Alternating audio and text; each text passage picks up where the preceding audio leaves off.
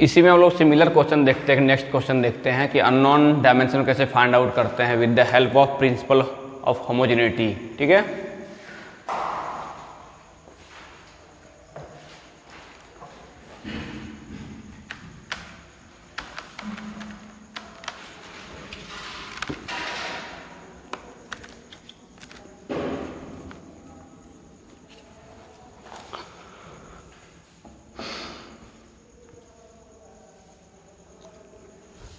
find the dimension of A, B, C, D, E in equation x बराबर A plus B T plus C T square plus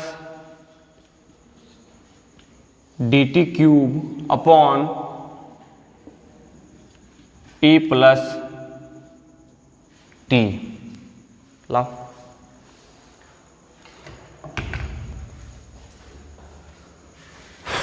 ठीक है। इसमें से हमें A B C D E का dimension निकालना है इस वाले इक्वेशन से। ठीक है, तो जैसा कि हमने अभी बताया कि प्रिंसिपल ऑफ होमोजेनिटी में हर एक टर्म बराबर होता है। ये टर्म इस टर्म के बराबर होगा, ये टर्म इस टर्म के बराबर होगा, ये टर्म इस टर्म के बराबर होगा, या तो फिर ये इधर का हर एक टर्म इस टर्म के बराबर होगा। ठीक है, तो देखते हैं सॉल्यूशन इसका। According to principle of homogeneity, तो जब अभी बताए हैं कि इधर का टर्म इसके टर्म के बराबर होगा, तो क्या लिख सकते हैं? Dimension of A is equal to dimension of X. अच्छा, इसमें से ये चीज देने के लिए भूल गए, इसमें गिवन है x बराबर डिस्प्लेसमेंट और t बराबर टाइम। ठीक है, तो क्या इधर का डायमेंशन, इधर ये इस टर्म का डायमेंशन एक साइड और इस टर्म का डायमेंशन एक साइड, क्या दोनों बराबर होगा? डायमेंशन ऑफ ए बराबर डायमेंशन ऑफ एक्स। ठीक है, होगा, जरूर होगा। तो लिखेंगे डायमेंशन ऑफ ए बराबर डायमेंशन ऑफ एक्स। एक्स क्या है अपना? डिस्प्लेसमेंट। डिस्प्लेसमेंट का डायमेंशन क्या होता है? एल, क्योंकि इसको हम लोग लेंथ मेजर करते हैं। जब लेंथ मेजर करते हैं तो उसका फिजिकल क्वांटिटी जाएगा लेंथ, तो लेंथ को डायमेंशन में लिखते हैं एल। ठीक है, तो इसमें कुछ नहीं है, एक्स बराबर सीधा इसका डायमेंशन एल। अगला है बी टी, ये डायमेंशन इसका, उसमें से बी का निकालना है। तो डायमेंशन ऑफ बी टी बराबर क्या डायमेंशन ऑफ इसका होगा? बराबर ये टर्म क्या इस टर्म के बराबर होगा? होगा। तो dimension of X, dimension of B T बराबर डायमेंशन ऑफ एक्स। तो इसमें से डायमेंशन ऑफ बी टी का, जैसा कि हम लोग जानते हैं टाइम, तो टाइम का डायमेंशन क्या होता है? टी इंटू टी बराबर डायमेंशन ऑफ क्या? एक्स। एक्स बराबर क्या है? डिस्प्लेसमेंट, तो डिस्प्लेसमेंट का डायमेंशन एल। ठीक है, और बी का डायमेंशन क्या हो जाएगा? इस टी को जब इधर ले जाएंगे तो एल अपॉन टी हो जाएगा। ठीक है, इस टी को जब ऊपर की ओर ले जाएंगे तो एल टी का पावर -1, ये होगा बी का। ठीक है, अगला देखते हैं हम लोग सी टी स्क्वायर का। इसमें से हमको सी का निकालना है। ठीक है, तो क्या इस टर्म के बराबर इधर का टर्म होगा? होगा। तो dimension of C T square बराबर डायमेंशन ऑफ x। कोशिश करेंगे जिसका डायमेंशन निकालना हो, जिसका फाइंड आउट करना हो डायमेंशन को, कोशिश करेंगे उसको बाएं साइड लिखेंगे, ठीक है।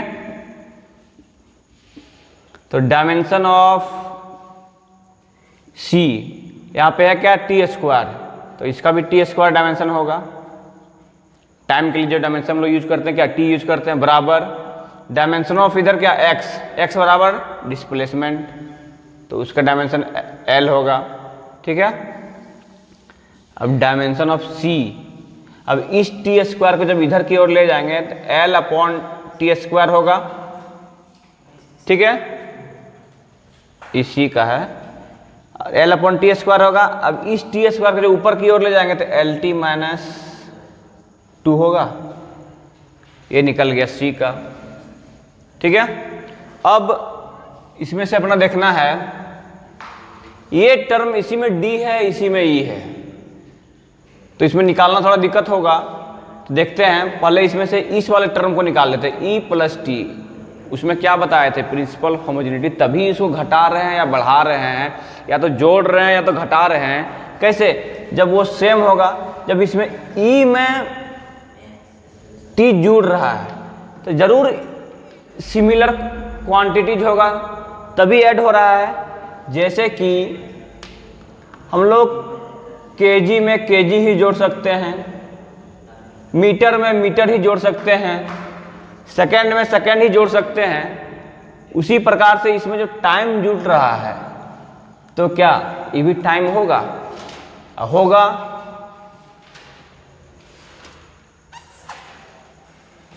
तो देखेंगे पहले इसका हम लोग डायमेंशन ऑफ ई निकालेंगे, और डायमेंशन में जब ये चीज़ जुड़ रहा है, जैसे कि मान लो इसमें 5 kg है प्लस ये 5 kg है, तो ये तो सिर्फ 10 होगा और kg होगा, ऐसा तो नहीं कि ये चेंज हो जाएगा, ये कुछ चेंज हो जाएगा। डायमेंशन में m प्लस m, जब मास को मास से जोड़ेंगे तो मास ही होगा, ये चीज़ ध्यान रखना है। डायमेंशन में जब किसी भी फिजिकल क्वांटिटीज या फिर डायमेंशन को जोड़ेंगे तो यही सेम रहेगा। जैसे कि अब मास माइनस मास बराबर मास ही होगा, ठीक है। अब मास गुना मास होगा, तब इसके स्क्वायर में होगा। अब जैसे कि L है लेंथ, तो लेंथ प्लस लेंथ बराबर लेंथ, यही होगा, ठीक है। क्वांटिटी में कुछ जो उसका फिजिकल क्वांटिटीज है उसमें किसी प्रकार का चेंज नहीं होगा। न्यूमेरिक वैल्यू भले चेंज हो सकता है कि 5 kg प्लस 5 kg, तो 5 5 10 हो सकता है, लेकिन जो उसका यूनिट है वो चेंज नहीं होगा, ठीक है। तो उसी प्रकार से जब ये चीज़ में E प्लस टी है, तो जब ये दोनों ऐड हो रहा है तो जरूर ये T का जाती होगा, तभी इसमें ऐड हो रहा है। जब T प्लस टी तो क्या T ही होगा डायमेंशन में। तो देखते हैं फिर यहाँ से आगे,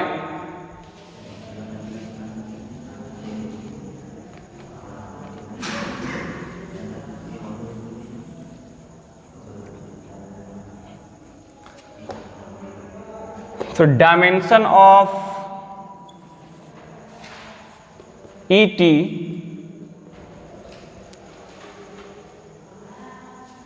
सॉरी ई प्लस टी है, ई प्लस टी है, तो जब ये इसमें ऐड हो रहा है, ठीक है, जब ये ऐड हो रहा है तो ये टी प्लस टी क्या टी ही होगा, ठीक है। तो इसको सीधा हम लिख सकते हैं ई बराबर डायमेंशन ऑफ ई बराबर क्या टी, सॉरी ये नीचे लिख दिए, अपॉन नहीं है, इसके बारे में समझा रहे थे, ठीक है। अगला देखते, जब इसका हमारा ये चीज निकल गया, ई प्लस टी बराबर यहाँ टी ही होगा डायमेंशन का, ठीक है। अगला देखते हैं इस वाले पूरे टर्म का D T cube upon E plus T, तो थोड़ा इसको मिटा दें, तो उसमें क्योंकि जगह थोड़ा ज़्यादा लेगा, स्पेस ज़्यादा लेगा।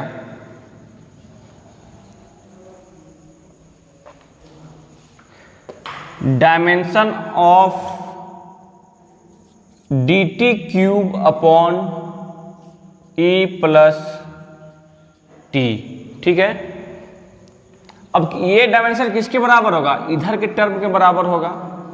बार बार बता रहे हैं कि ये टर्म इसके बराबर होगा, ये टर्म इसके बराबर होगा, ये टर्म इसके बराबर होगा, ये पूरा टर्म इसके बराबर होगा, या तो फिर ये टर्म इसके बराबर होगा, ये टर्म इसके बराबर होगा।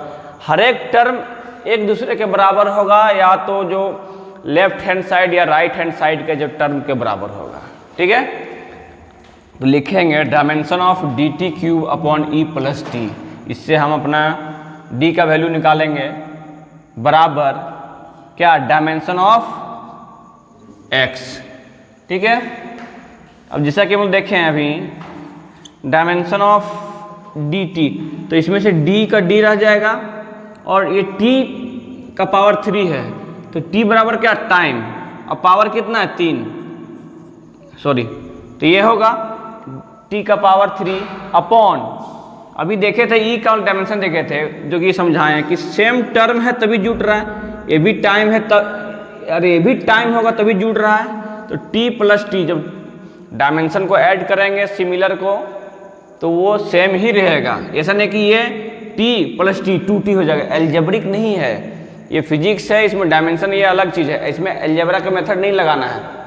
ठीक है, जैसे सिमिलर है तभी ऐड हो रहा है, तो डायमेंशन में t प्लस टी बराबर t ही होगा। ठीक है, अपॉन, तो e प्लस टी है तो क्या है, दोनों मतलब टाइम ही है, सेम जाति का तभी जुड़ रहा है, तो t ही होगा बराबर क्या, डायमेंशन ऑफ x, x क्या है, डिस्प्लेसमेंट, तो इसका सीधा लिखेंगे क्या, l। अब dimension of D into T का पावर 3 है।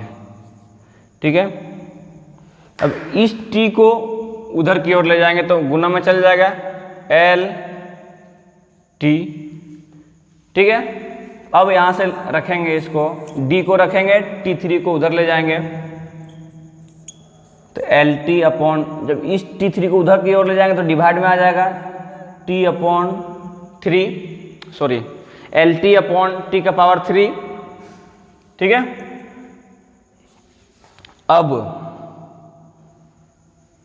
ये कितना है, L का पावर 1 T का पावर 1 इंटू इस T को जब ऊपर की ओर ले जाएंगे तो पावर कितना हो जाएगा, T का पावर -3। ठीक है, अब इसको जब कैलकुलेट करेंगे तो L का पावर 1 रह जाएगा और -3 + 1 तो कितना हो जाएगा, एक घट जाएगा इससे, तो T का पावर -2।